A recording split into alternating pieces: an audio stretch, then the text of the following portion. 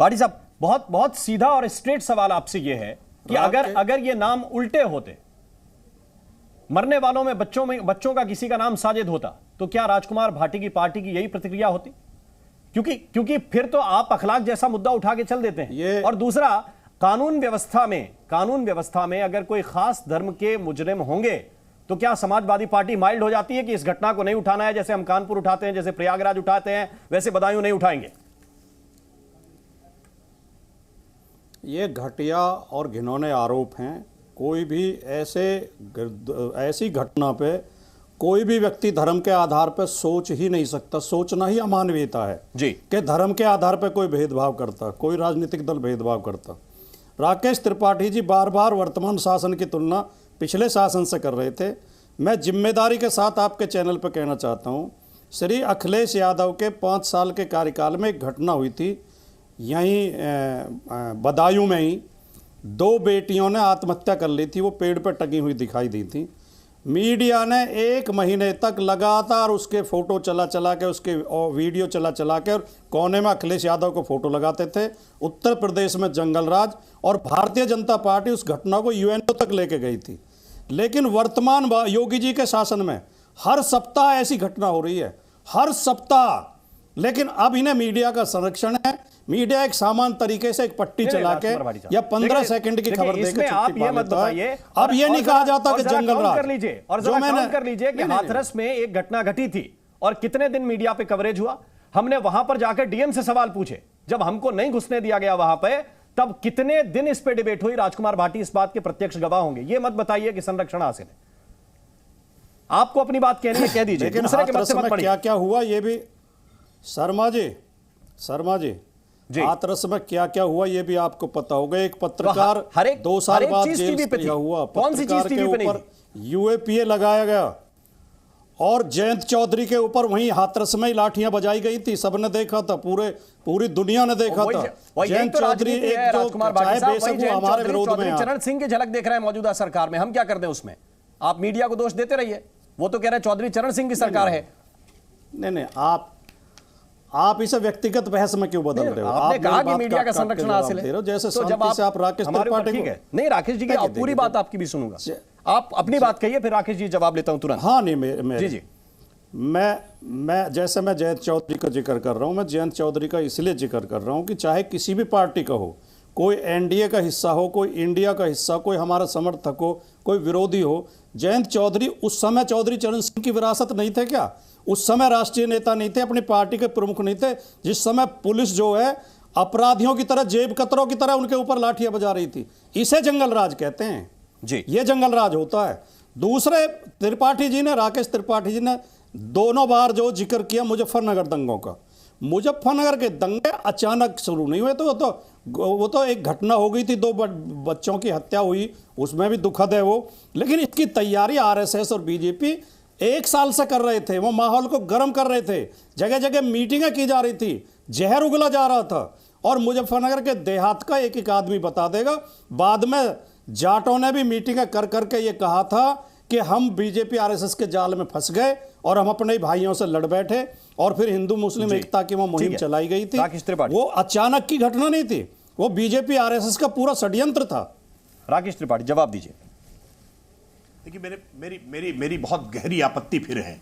देखिए, राजकुमार भाटी जी डिफेंस करते करते एक पूरे समाज को, पूरे जाट समाज की, उनकी बुद्धि पर, उनके विवेक पर सवाल खड़ा करने का काम कर रहे हैं कि पूरा समाज भारतीय जनता पार्टी के जाल में फंस गया।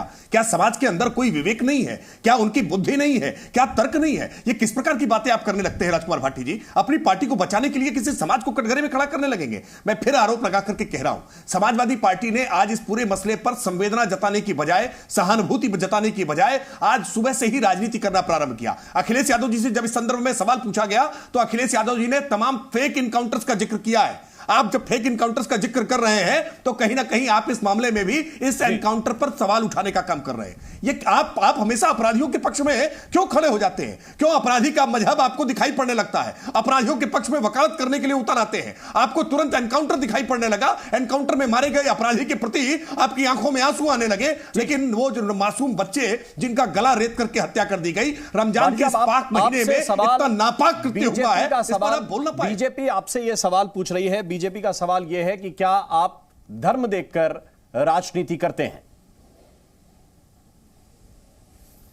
पहली बात तो राकेश त्रिपाठी जी कह रहे हैं, राकेश त्रिपाठी जी माफ कर रहे हैं, पूरा जाट समाज दंगों में शामिल नहीं था। आप जाट समाज का इतना बड़ा अपमान ना करें कि आप पूरे जाट समाज को दंगाई बता रहे हैं। कुछ गुमराह लड़के जो बीजेपी और आरएसएस के जाल में फंस गए थे, केवल कुछ गुमराह नौजवान उस दंगों में दोनों तरफ से। और मैं तो हमेशा कहता हूं, कुछ गुमराह लोग उधर भी होते हैं, कुछ गुमराह लोग इधर भी होते हैं, कुछ कट्टरवादी उधर भी होते हैं, कुछ कट्टरवादी इधर भी होते हैं। ज्यादा संख्या सभी समुदायों में समझदार और शांतिप्रिय लोगों की होती है। तो आप ये गलत बयानी न करें कि पूरे जाट समाज को मैंने टारगेट किया। पूरा जाट समाज नहीं, लेकिन जाट समाज ने वापस विषय पे उनके वीडियो तो यूट्यूब पे अब भी मौजूद है। बदायूं बात करते हैं, नहीं विषय पे बोल रहा हूं मैं। बदायूं बात शर्मा जी बदायूं मुझे 2 वाक्य बोलना था कृपया। प्लीज शर्मा जी कृपया 2 वाक्य बोलना था मुझे। उनके दर्जनों वीडियो अब भी यूट्यूब पे सर्च करके आप सुन सकते हैं कि जाट समाज ने जगह जगह पंचायत करके ये कहा कि हमारे बच्चों को गुमराह कर दिया था और हम इसलिए इसके लिए आज पछतावा कर रहे हैं। ठीक, ये मैं थोड़ी कह रहा हूं, ये तो पूरी वीडियो मौजूद है। लेकिन इस सवाल का जवाब भी दीजिए जो बीजेपी आपसे कह रही है कि क्या आप धर्म देखकर फिर एनकाउंटर गिनने लगते हैं? देखिए, धर्म और जाति देखकर राजनीति हमेशा बीजेपी करती है। बीजेपी का फॉर्मूला ये है, धार्मिक नाम पे जो है ध्रुवीकरण करो, जाति के नाम पे उत्तर प्रदेश में इन्होंने यादवों को बदनाम किया। 86 में से 56 एसडीएम यादव भर्ती हो गए थे, आज तक ये सूची नहीं दे पाए। हरियाणा में इन्होंने जाटों के खिलाफ राजनीति खड़ी की, राजस्थान में इन्होंने गुर्जरों के खिलाफ मीणाओं को खड़ा कर दिया, गुजरात में इन्होंने पटेलों के खिलाफ राजनीति कर दी, महाराष्ट्र में इन्होंने पाटिलों के खिलाफ, जो उनके मराठा हैं उनके खिलाफ राजनीति करते हैं। ये हमेशा जाति के, मणिपुर में मैतेई और कुकीज को लड़ा दिया। जगह जगह इनकी जो पॉलिसी है, इनकी जो रणनीति है, इनकी जो घटिया राजनीति है, ये 2 समझिए अंग्रेजों की नीति पर चलते हैं, divide and rule. Samajwadi party का सवाल आपसे यह है कि क्या आप बांटने की पॉलिटिक्स कर रहे हैं? राकेश त्रिपाठी, देखिए, पीडीए कौन चिल्ला रहा है इस समय? कौन है जो इस समय हर समय जाति जनगणना का झुंझुना लेकर के बजा रहा है? कौन है जो लगातार हमेशा जाति और मजहब के समीकरण साधने का प्रयास करता है? भारतीय जनता पार्टी तो सबका साथ, सबका विकास, सबका विश्वास और सबका प्रयास केवल कहती नहीं है, करके दिखाती है। हर सरकार की योजना में हमारे यहां लाभार्थी किसी जाति मजहब के आधार पर बांटे नहीं गए। और आपने तो जिंदा लोग तो छोड़िए, आपने तो मुर्दों के लिए शमशान और कब्रिस्तान तक में भेदभाव करने का काम किया है। आपका चेहरा किस तरह का है यह पूरा देश जानता है। आपने हर योजना में भ्रष्टाचार के भेदभाव करने का काम किया है कि कैसे कैसे भेदभाव किया जा सके। कहीं मजहब के आधार पर भेदभाव किया है, कहीं जाति के आधार पर भेदभाव किया है, कहीं क्षेत्र के आधार पर भेदभाव किया है। इसीलिए आज आपको लगातार जनता ने सजा दी है। वो 2014 में दी है, 2017 में दी है, 2019 में दी है, 2022 में दी है और 2024 में भी मिलेगी। लेकिन राजनीति के मुद्दे फिर करिएगा। आज जब आप बदायूं जैसे एक गंभीर मुद्दे पर बहस कर रहे हो ना, हम सब अपने अपने परिवारों में, मैं भी एक पिता की हैसियत से इस बात को देखता हूं। 9 महीने तक गर्भ में मां अपने बच्चे को पालती है, कितनी पीड़ा हुई होगी जब उसके 2 सगे बच्चों को इस बेरहमी से काट दिया गया होगा। और उसके बाद आप बयानबाजी किस तरह की करना प्रारंभ किए? आप बता रहे फेक एनकाउंटर्स उत्तर प्रदेश में हो रहे हैं, आपके एनकाउंटर पर पीड़ा झलकने लगी। आपने सुबह सुबह ही कहना प्रारंभ कर दिया कि सांप्रदायिक दंगे भड़काने के लिए बीजेपी इस तरह की घटनाएं करा रही है। इसका मतलब कि यह घटना के लिए बीजेपी को आपने दोषी सिद्ध मान लिया। मैं ये इसीलिए कह रहा हूं कि यह घटिया राजनीति करना बंद करिए। आप महंगाई पर बात करिए, आप बेरोजगारी पर बात करिए, आइए ना इन मुद्दों पर बात करिए। ये जानते हैं कि इन मुद्दों पर बात नहीं की जा सकती है क्योंकि इनका ट्रैक रिकॉर्ड हमारे शासन से बेहद खराब है। और इन तमाम मुद्दों पर जनता को बहुत आसानी से जानबूझ करके बहुत आसानी से समझना चाहिए कि अपना वोट बैंक आप एड्रेस कर लेते हैं। और राजकुमार भाटी साहब, क्या आप भी अपना वोट बैंक एड्रेस कर लेते हैं कि ठीक है, सुबह से ट्वीट कर दिया कि ये सारे काम बीजेपी के लोग करा रहे हैं, ये बीजेपी की साजिश है, हमारा भी एड्रेस हो गया, काम खत्म हुआ? राकेश त्रिपाठी जी ने एक सफाई दी कि इनकी सरकार किसी योजना में भेदभाव नहीं करती है और इसके अनेकों प्रमाण मौजूद हैं जो कि इनके भेदभाव के। एक ही उदाहरण देता हूं खाली। उत्तर प्रदेश में शिक्षकों की भर्ती हुई, ओबीसी के कैंडिडेट पिछड़ा वर्ग आयोग में गए, केंद्रीय पिछड़ा वर्ग आयोग में, कि हमारे साथ बेईमानी हुई है भर्ती में। पिछड़ा वर्ग आयोग ने जांच के बाद रिपोर्ट दी कि पिछड़े वर्ग के साथ यूपी सरकार ने, बीजेपी की सरकार ने बेईमानी की है। फिर वो कैंडिडेट उत्तर प्रदेश हाईकोर्ट गए, हाईकोर्ट ने भी ये माना कि बेईमानी हुई है और हाईकोर्ट ने आदेश दिया कि 6800 ओबीसी कैंडिडेट को और नौकरी दी जाए। 2 साल से इनकी पुलिस उन पर लाठियां बजा रही है। वो लगातार लखनऊ में धरना प्रदर्शन कर रहे हैं। अभी भी इको गार्डन से वो उस दिन उठे हैं जिस दिन आचार संहिता लागू हो गई है। बेटियों को पीटा गया सड़कों पर, युवाओं को पीटा गया। इनकी सरकार हाईकोर्ट के आदेश के बाद भी 6,800 की नियुक्ति करने को तैयार नहीं है।